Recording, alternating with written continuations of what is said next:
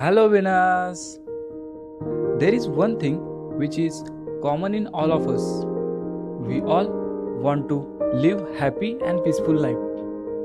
इस वीडियो में हम बात करेंगे गौर गोपाल दास जी की बुक लाइफ्स अमेजिंग सीक्रेट्स के बारे में। मुंबई की ट्रैफिक से रास्ता बनाते हुए गौर गोपाल दास अपने एक रिच फ्रेंड हैरी से कुछ ऐसे प्रिंसिपल शेयर करते हैं जो कि किसी को भी अपने लाइफ का पर्पस और लॉन्ग लास्टिंग हैप्पीनेस फाइंड करने में हेल्प कर सकते हैं। ऑथर ने अपनी लाइफ को एक कार से कंपेयर किया है। जैसा चार पहियों की होने की वजह से कार बैलेंस रहती है, वैसे ही ऑथर ने इस बुक में चार ऐसे प्रिंसिपल शेयर किए जिसकी वजह से हमारी लाइफ में हम भी बैलेंस और अपने लाइफ का पर्पस फाइंड कर सकते हैं। तो चलिए शुरुआत करते हैं आज की इस वीडियो की। पहला प्रिंसिपल है पर्सनल लाइफ।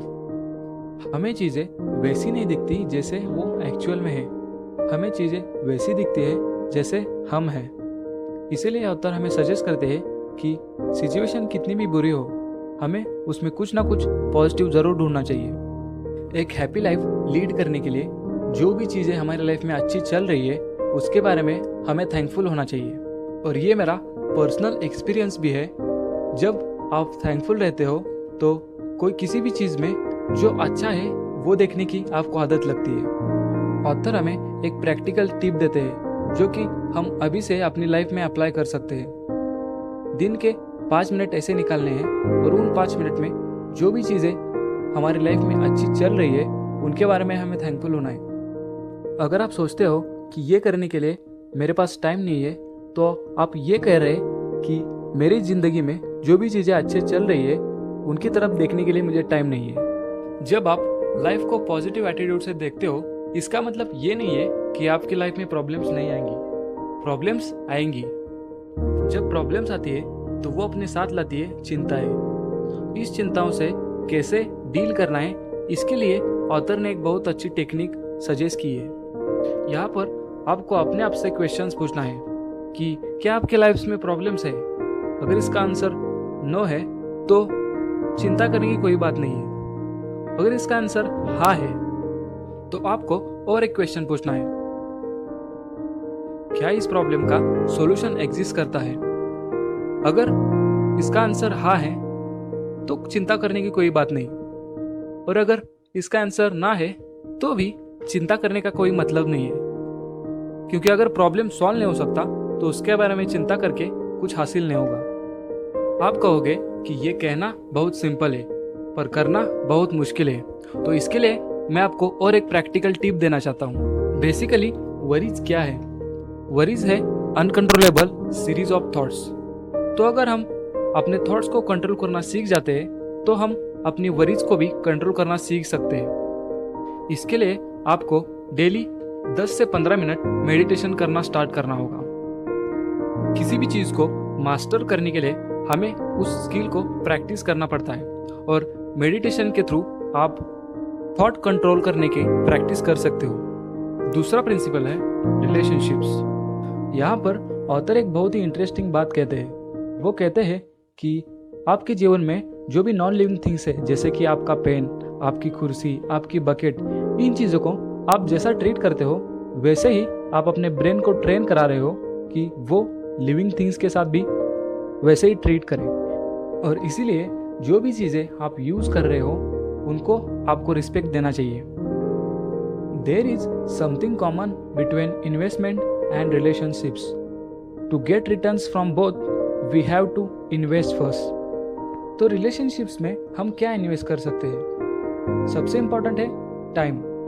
हमें सामने वाले व्यक्ति में जो भी चीज़ें अच्छी है वो फाइंड करने के लिए और उन्हें अप्रिशिएट करने के लिए टाइम निकालना पड़ेगा। आज का ज़माना रेडी टू ईट का है। फॉर एग्जाम्पल मैगी बनाने में इतना टाइम नहीं लगता, 2 या 3 मिनट में मैगी बन जाती है। और इसी तरह हम हमारी लाइफ में भी शॉर्टकट्स ढूंढना पसंद करते हैं, पर रिलेशनशिप्स में कोई शॉर्टकट नहीं होता। जैसा एक ट्री को ग्रो होने के लिए टाइम देना पड़ता है, वैसे ही किसी भी रिलेशनशिप्स को ग्रो करने के लिए हमें टाइम देना पड़ता है। जब कभी भी कोई भी रिलेशनशिप्स में प्रॉब्लम्स अराइज होंगी तो हमें प्रॉब्लम्स को इंडिपेंडेंट देखना है। फॉर एग्जाम्पल, हमें ये नहीं कहना है कि ये हमारी प्रॉब्लम है या ये मेरी प्रॉब्लम है। हमें सिर्फ ये कहना है कि ये एक प्रॉब्लम है। ऐसा करने से आपको प्रॉब्लम का सॉल्यूशन ढूंढने में क्लैरिटी मिलेगी और सामने वाले पर्सन को फॉरगिव करने की स्ट्रेंथ भी बढ़ जाएगी। एक स्ट्रांग रिलेशनशिप वो नहीं होती जिसमें कभी प्रॉब्लम्स नहीं आती, बल्कि वो होती है जिसमें बहुत सारे प्रॉब्लम्स आते हैं, फिर भी दोनों लोग कैसे ना कैसे उस प्रॉब्लम का सॉल्यूशन ढूंढ ही लेते हैं और ग्रो कर जाते हैं।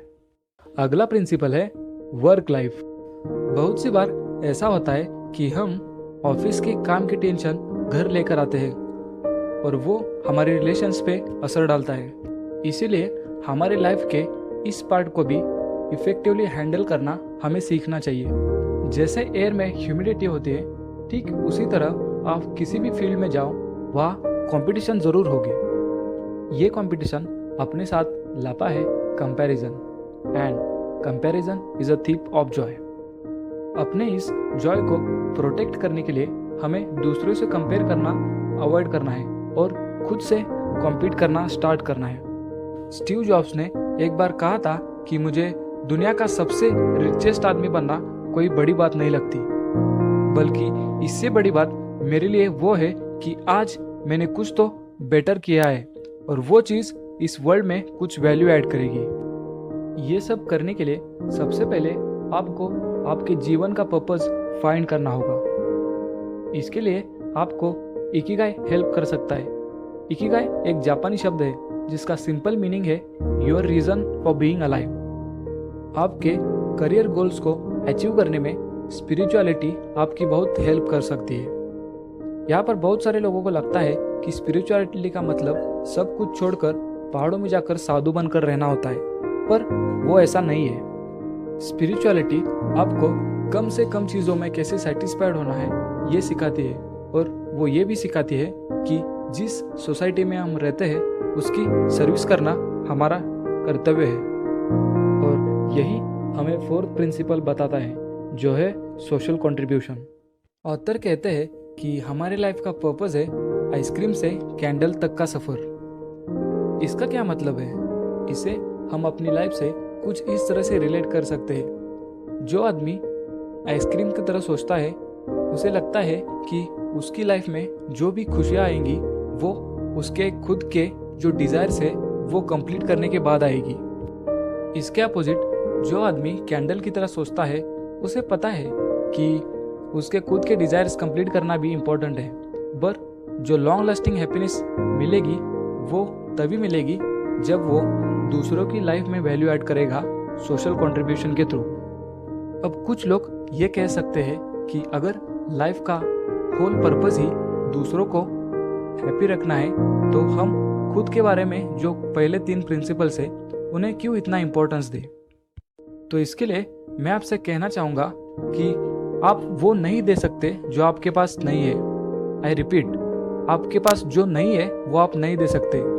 तो अगर आप अपनी खुद की लाइफ से हैप्पी नहीं हो तो दूसरों को आप हैप्पीनेस नहीं दे सकते।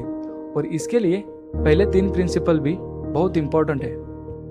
Great champion boxer Muhammad Ali ने एक बार कहा था, your rent of staying on this planet earth is paid by service you give back to society. आखिर में ऑथर कहते हैं कि अगर आपके दिल में सबके प्रति काइंडनेस और लव है तो इसका मतलब है कि आप गॉड से कनेक्टेड हो, और वही स्पिरिचुअलिटी का होल ऑब्जेक्टिव है। तो ये थे 4 प्रिंसिपल्स जिसकी मदद से आप अपने लाइफ का पर्पस और लॉन्ग लास्टिंग हैप्पीनेस फाइंड कर सकते हैं।